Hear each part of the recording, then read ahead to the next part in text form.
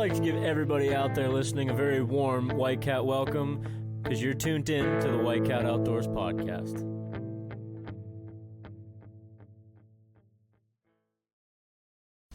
What's going on, everyone? It's episode 52 of the White Cat Outdoors podcast. And if you have been paying attention to Instagram, then you would know that I am not in town right now. I'm talking to you on the phone, and Nick and Tom are the ones that are actually in studio tonight. That's right. We raided Frank's house and running the podcast without him, and we decided we were going to call him last minute since somebody's putting in some work out there. But it's not just me here. Who else we got in studio over there? You got Tom in the studio tonight. And Frank, why don't you go ahead and tell us why you're not in town?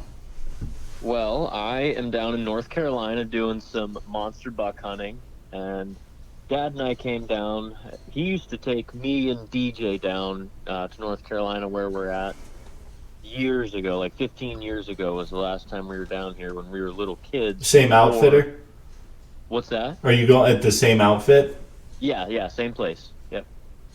But yeah, he used to bring us down here before we could hunt in PA because PA used to not have the mentor program, and DJ and I weren't old enough to hunt, so he wanted us to get some hunting experience before we could hunt in PA. So he used to bring us down here right after Christmas. We would always come down and shoot does and have a good time for a week, and we just decided that maybe we should come back down and, make a week out of it and have a good time again. And Sam and DJ were both supposed to come, but they ended up not being able to with COVID and everything. Their jobs wouldn't let them come to North Carolina because I guess it's on the no travel list. And then the whole state got shut down again this past Friday. So they kind of got screwed and weren't able to come down with me and Dad. So it's just the two of us down here, back in our old stomping grounds. I actually shot my first deer ever down here. Are you going to make it back to the same spot? I honestly, I would remember it if I saw it. Like if I sat down in the same spot, I would remember. But I don't know where it is because, like I said, I would think I was 9 the last time I was. You said it was almost 15 years ago, I think. Yeah. So I couldn't tell you, like, if we were driving to a spot, I wouldn't be like, oh, yeah, I remember this. This is the spot where I killed my first deer. So if I was put in the spot, I would remember it, but driving to it, I would have no idea. Gotcha. Yeah. So I think we had foreshadowed to this being our final deer camp series for the past couple weeks. And I think we're going out with a bang. I think you have 2 bangs. Yeah, exactly. Well, 3 bangs. It was actually, yeah. There's 3 bangs. But I think it's a pretty good way to end it. You had some back-to-back action, and I guess that's pretty much where you take it over. You're going to let us know how your hunt went for, I think, your 3rd Deer Camp Series feature. Well, yeah, this is my 3rd one. I was really, really hoping that you were going to throw down on some Deer Camp Series, Nick, but again, someone else had to pull through for you. And just had to. Yeah, I'll expect like a written thank you in the mail at any time for it's in this podcast it's in the mail. Going for you. Tom had one thing to say here before we get going. I don't want to hear just the hunt. I want to hear the camp setup, everything about where you're staying, your tactics, and all the goods. Yeah, so I guess set the stage for where you're at. Set the scene. Yeah, absolutely. So we got down here Sunday evening. We drove. We got up Sunday morning. It was like right afternoon. I think we got here 1:00 on Sunday and met with. We got together with the outfitter who we've known for years, obviously, and we hang out with him at sports shows and stuff. So we just came and we're hanging out, bullshitting with him, and. Sunday's just kind of like a chill day. We weren't hunting. The hunt doesn't actually start until Monday, so we were just hanging out, doing whatever, driving around with the outfitter, just doing whatever, just to kill the day, and then came back, went to bed Sunday night, got up Monday morning, and basically I brought my bow down, but most of their stuff set up for rifle hunting. They have bow stands, but they don't really, this time of year, they don't really cater to the bow hunters very much, because they don't really have very many people coming this time of year hunting with a bow. So I'm probably going to hunt Friday. I'm going to tell them that I want to sit in a bow stand. So the story that this is going to lead to, I shot it with a rifle.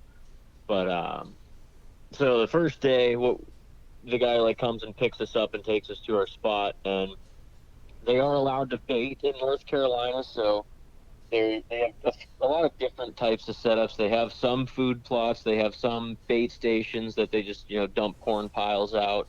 They hunt on bean fields. There's the whole area down here is all agriculture. There's beans, cotton, peanuts everywhere. The whole there's just thousands and thousands of acres of farmland. And the guy that I'm hunting with, he has 15,000 acres available to him to take people hunting on, and he's got like 250 stand locations all over the place. And so we just kind of change it up every day. We don't hunt the same area every day. We go to different places, since he's got so much land that's you're never right on top of the same spot over and over again. You're always getting moved around. And we kind of had some crap weather. We got kind of screwed the first day. It was just real crappy, raining hard all day long. It just wasn't a solid day. And there's a few other people in camp, and some people did end up shooting. I think one guy shot a doe the first morning, and that was it. He was the only one that saw any deer because it was just pouring so bad.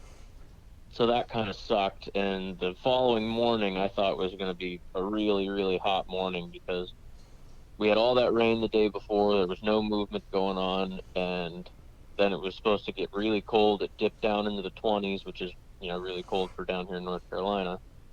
Dipped down into the 20s. We had a real heavy frost the second morning, and I was like, it's about to happen. Like, this is perfect.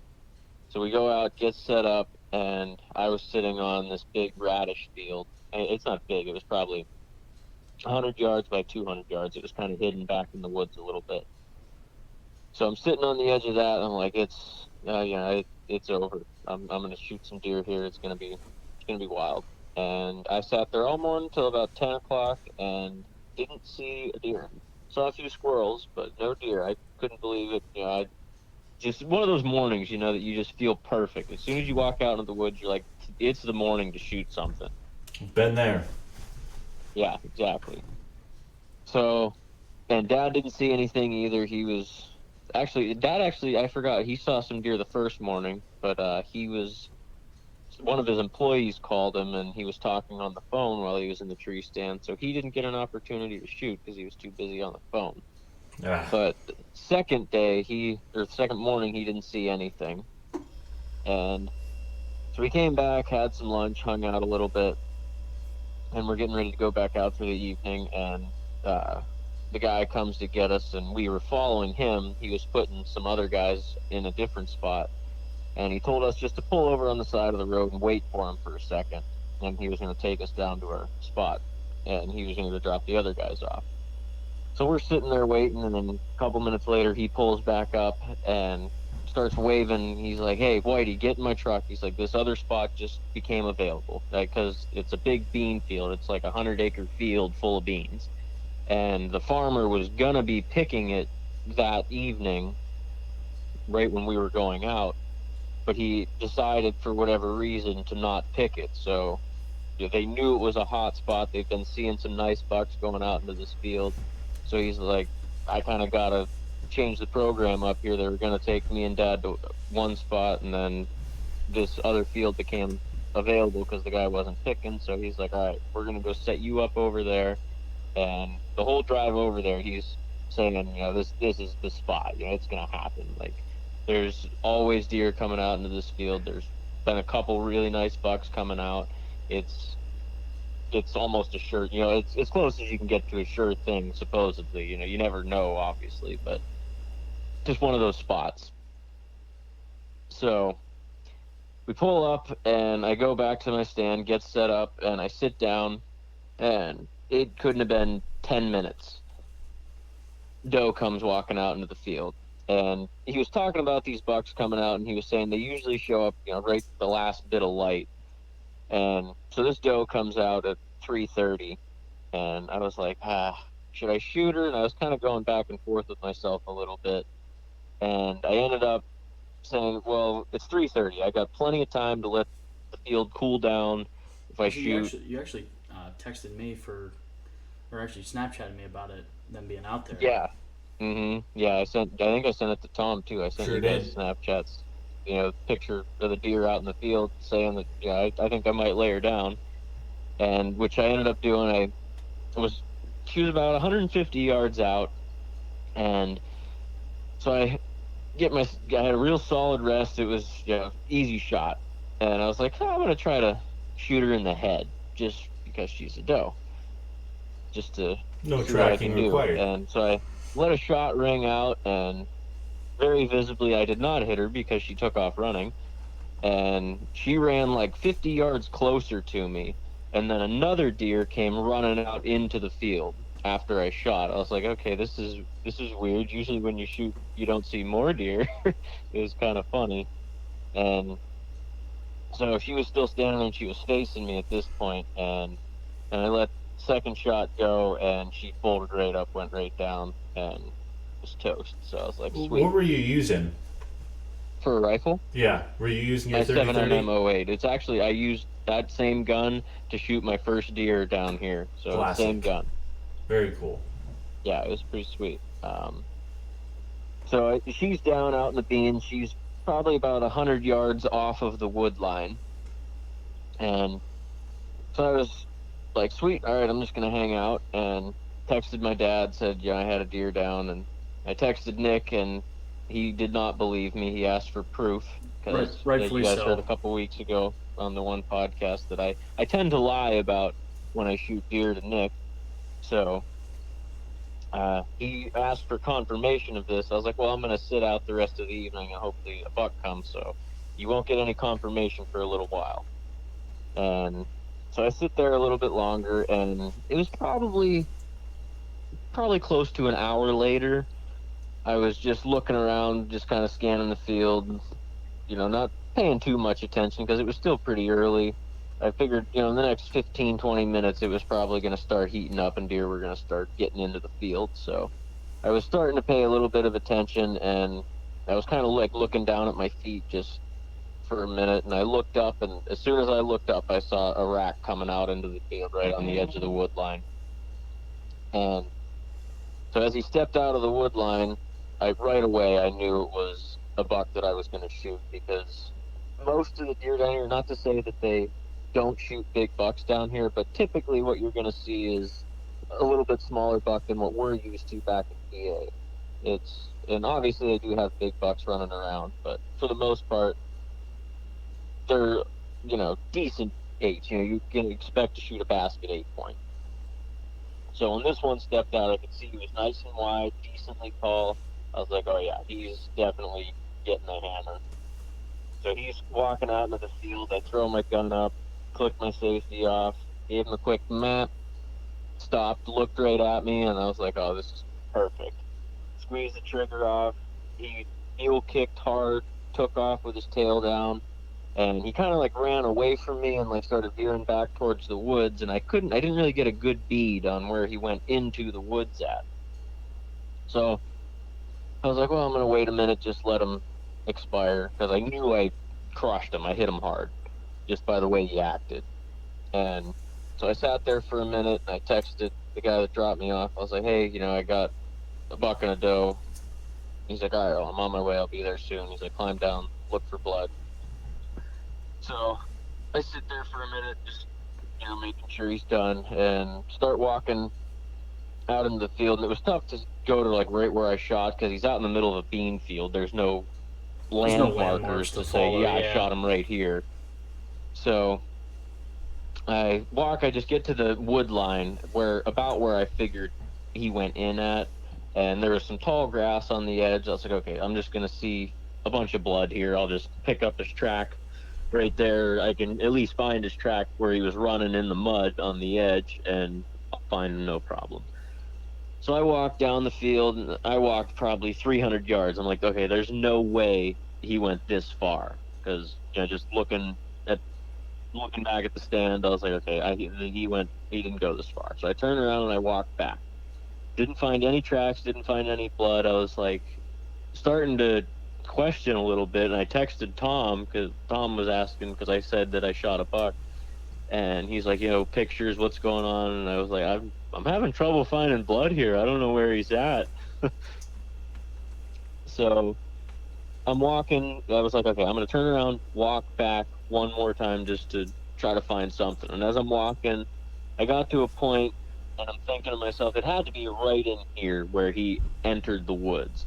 And I turned my head and looked to the side, and 30 yards in the woods, I could see his rack sticking up. And so I walked over and sent Nick a picture to confirm that I had shot something, so he knew I wasn't lying. And drug him out, got him out, took a few pictures in the field, and got him back and got his skin off. It was a heck of a hunt. That's the first time since my first PA hunt when I was 12 years old that I've killed 2 deer in one sit. So it was pretty cool. I can say I've never done that. No, neither have I. Yeah, it's pretty neat. And when I sent Snapchats out after I shot the doe, I texted, Nick and Tom, and I sent one to Jeremiah, and everyone was like, double down, smoke another one. And I was like, yeah, that's definitely the plan. So I'm glad the plan panned out. And I told the guy that dropped me off as soon as he showed up, we were talking, because he was talking that stand up, like, there's deer coming out, there's nice bucks coming out. Yeah, you and actually texted me about that, saying this guy really talked this stand up. Yeah, that's what I was saying. I was like, hopefully it pans out. And I said that to him. I was like, well, you definitely weren't lying. This was definitely the hot spot. I'm glad you brought me here. So It's nice when a plan comes together. now, Exactly. And you Very got a nice. few more tags down there, correct? Yeah, we actually get it's 2 bucks and 4 doe tags, but you can only shoot 2 deer in a day. So if I You go hit out your in the bag morning limit. and I shoot 2 does, I can't go out and hunt the evening and shoot a buck, because you're only allowed 2 per day. You could shoot a buck and a doe, 2 bucks, 2 does, doesn't matter. It's just only 2 in one day. And there's no rules on shooting doe before bucks or anything like some states. No, yeah, I know. I think Maryland and like Virginia have laws like that. Like if you shoot a buck, you have to shoot 1 or 2 does before you can shoot another buck. It's not like that here in North Carolina. You can shoot whatever you want as long as it's not over 2 in a day. You can only shoot 2 in a day. Gotcha. Now, I heard rumor of a kind of a unique mount with this buck. Has that been confirmed yet? I haven't decided yet. I'm still kind of torn. I've been going back and forth. As soon as I shot it, because I've been thinking about doing that mount. It's like a pack frame mount, just like with the head and then this whole cape just wrapped up like if you were packing it. Mm-hmm. And when I first saw a picture of it on Instagram, I was like, oh, that's a super unique mount. I'd really like to do that with a deer. And so I've been going back and forth. I haven't decided yet if I want to do it with this deer. It's definitely a candidate. I was sitting there looking at it after we got the hide off of it. It was just sitting there, the whole cape and the head was sitting there on the floor. I looked at Dad and I was like, hey, you think I should do that mount with it? And he's like, that's not a bad idea, because it's nice and wide and decently tall. It's a good looking buck to do it with. I think it would look really sharp, but I still have not come to my final conclusion yet. Well, if you don't do that, then what's your other option? I'll just do a Euro with it. I would just do the pack mount. Yeah. Yeah, is that what you would do? Yeah. I mean, because it's not my money. Very easy for me Yeah. to do the back mount. If not that buck, Frank, which one? Exactly. I do think Frank it's a really good top contender for that, because I mean it's for you. I mean, there's a lot of people that would probably mount that deer, but I know you've got some pretty good bucks under your belt, and it's not doesn't quite make the cut for a shoulder mount, but I feel like it almost deserves a little bit more than a Euro. Based on, I mean, even just like the memory behind it, 15 years later, you're back where you killed your first deer, with that outfitter all over again. It's a great buck, 2 in a day. think it might be a really cool mount to do for, like you said, like the hard frame mount. Yeah, and that's like the biggest reason why I kind of want to do that is because of the whole memory behind it. It's and for down here in North Carolina, it's a hell of a buck. It's Probably everybody would shoulder mount it down there. Oh yeah, for sure. And so as I'm thinking about it, to put it into perspective, it's not like I wouldn't mount that deer if I had shot it in PA, but being that it's a huge deer, I shouldn't say huge, but it's a really nice deer for down here in North Carolina where we're hunting, and the memory behind it with, like you said, being back here 15 years later, I think it definitely deserves a little bit more than a euro, but like I said, I'm still not 100% there yet, but I feel like I'm going to have a hard time not doing that pack frame mount. 6 months from now, you won't even miss that money that you spent on it. Well, yeah, you're right. Pure Make pressure more every day. Yeah. Peer pressure is going to set in from me and Tom. You'll do it. It'll be. Yeah, I'm sure you guys aren't going to shut up about it until I take it over to Emma's. Yeah, for sure. Yeah, that'll give her some good practice too, because I know it's not something that a taxidermist does all the time. I'm sure. Yeah, it's a super unique mount, and that's why I like it so much, because when you go into anybody's house, they got 6 shoulder mounts of whitetails, but you never really see a lot of versatility with whitetail mounts. Yeah, and I think it's mounts. still a respectful way to present the animal as well. Yeah. It's not gory or anything. I think I think it's a really sharp way to do it, in my opinion. Yeah, definitely. So, what's the plan for the rest of the week? I know you said you might be breaking the bow out.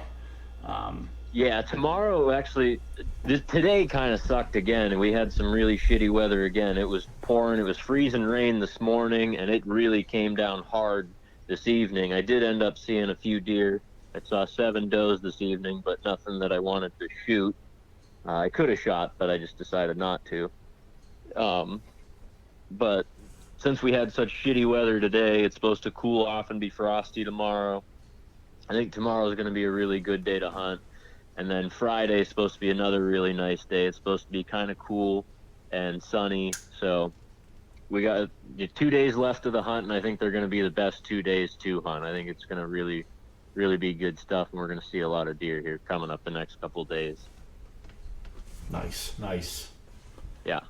Yeah, and like I said, I'm going to talk to the owner of the outfit tomorrow and tell him that I want to do some bow hunting Friday so he can juice me up with a bow spot instead of taking me to a rifle spot. And then when is Friday your last day, or do you guys hunting Saturday, or just traveling? No, we'll just travel Saturday. We'll probably get up Saturday morning, and if we have any deer to clean up, we'll probably just clean up deer Friday night or between hunts tomorrow and Friday, because we got the hide off them and we just have them hanging right now.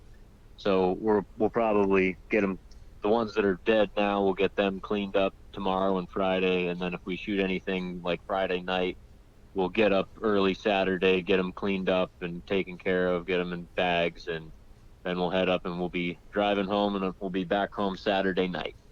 Just in time for baking cookies on Sunday. Exactly. That we actually, when we were first planning the cookie baking Sunday, your mom came up and asked, she's like, hey, when do you get back from North Carolina? And I started looking at my calendar, and I was like, I get back this day, Saturday, was it the 18th or something? And she's like, okay, sounds good. Cookie baking Sunday the 19th. I was like, all right then. I guess that's what we're doing. So I got just a quick question. You said you're going to be cutting them up and putting them in bags and stuff.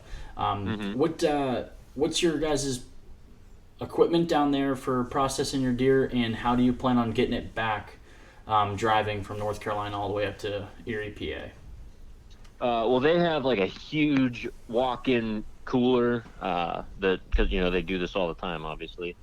So they have a huge walk-in cooler where you can hang your deer. You can, if you wanted, you could part it out that night. They will actually clean your deer completely it's like a $30 charge. They'll take care of it for you, but me and Dad like doing it, so we take care of it ourselves.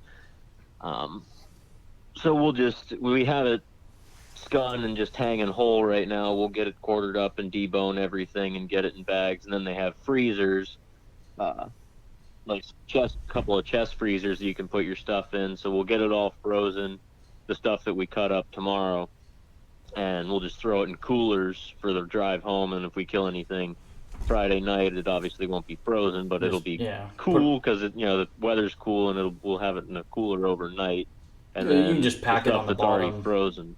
What's that? Just pack it on the bottom underneath the frozen stuff, and exactly. It'll be just fine. Yeah. Yeah, I was just curious how you were transporting that much meat. I mean, because you got 2 right now. You got a couple more days, and plus your dad, so very well could have a few coolers full of meat by Saturday. Yeah, exactly. And we brought down a couple of decent sized coolers, so we'll have plenty of room to throw all the meat in. We won't be pushed or pressed for space at all. I'm sure you'll be down at the house next week. We'll be doing some grinding, I'm sure. Oh yeah, definitely. I'll have plenty to grind. So, well, is there any final remarks you want to leave us with? I know that we'll wrap up the rest of your hunt on another episode. Yeah, I'm sure we'll touch on the rest of the next couple of days in the next podcast, but no, that's about it. Just slaying monster bucks down here. I actually invited when when DJ and Sam found out they couldn't go. I asked you guys if you wanted to come down, but you kind of didn't ask me. I'm pretty sure I asked. I know you asked me, but me and Tom had just finished. Did our out-of-state hunt, a couple weeks ago, and I just couldn't get off work that short of notice again. Yeah. But it sounds like it's been a lot of fun, and maybe something for the future. I gotta tell my boss I don't want to work so dude. much. I would totally come back here again. They're really good people down here. It's a lot of fun. Yeah, I gotta just tell my boss I don't want to work as much anymore. Maybe go to. They usually take that pretty well. Yeah, maybe tell them I want to work part time. 8 months out of the year. Yeah. I'm gonna ask for a raise. Yeah. I think he'll go for it. He might. He might just appreciate the honesty. Yeah. Yeah. But sometimes that's all it takes. Just gotta ask. Yeah. Well, this was fun, Frank. It's kind of nice when you're not up in the bush. We can just call you in, so you're back here on the it's kind of convenient being in cell service. Yeah. So, well, we I know it definitely is weird calling in to your own podcast. I'm sure it's a little weird. Yeah. You're like kind of like a guest, but you're not. I mean, we're in your house. Well, I appreciate you taking some time out of your evening at hunting camp. I know how much fun camp can be. But we will let you get back to whatever you're doing. And I gotta eat some dinner yet. Like I said, I just walked in from the evening hunt when I was just going through real quick, taking my hunting clothes off, and then you guys called. So I got to get some pudding in my body and take a shower, and then I'll probably be going to bed. A shower. I gotta get me one of those. Give me one of those. All right, Frank. Thanks again. Since you're kind of our guest, I'll let you close this one out since you're the one doing all the hunting lately. Yeah, I've definitely been doing plenty of hunting, and it's unfortunate that I got to bring it up again, that Nick's still, and he's not going to get on a deer camp series, but we got plenty of time. We can do a special edition if Nick, this is a big if, gets one in late season, we could bring it back just for fun. Just a bonus deer camp series, maybe. Nick's going to have to start grinding. Got a brand new muzzleloader from Tommy that hoping to bark this weekend. So.